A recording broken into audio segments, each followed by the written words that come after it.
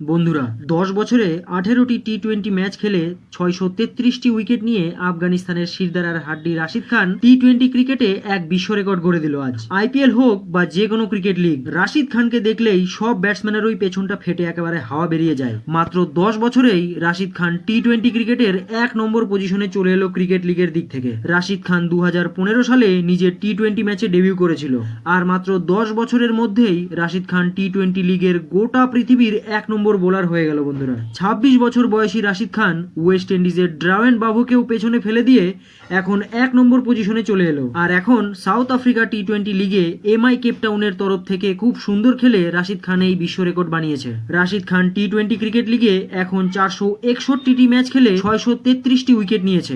আর এই রেকর্ড আগে ড্রাভেন ব্রাভোর নামে ছিল, যে 582টি ম্যাচ খেলে 631টি উইকেট নিয়েছিল। কিন্তু সেই ড্রাভেন ব্রাভোর রেকর্ড ভেঙে রাশিদ খান বিশ্বের 1 নম্বর বোলার হয়ে গেল টি-20 লিগে। তবে রাশিদ খান এখনো বহুদিন ক্রিকেট খেলবে। বন্ধুরা আপনাদের কি মনে হয়, রাশিদ খান কি 1000 উইকেট পার করতে পারবে? নিচে কমেন্ট করে অবশ্যই জানাবেন।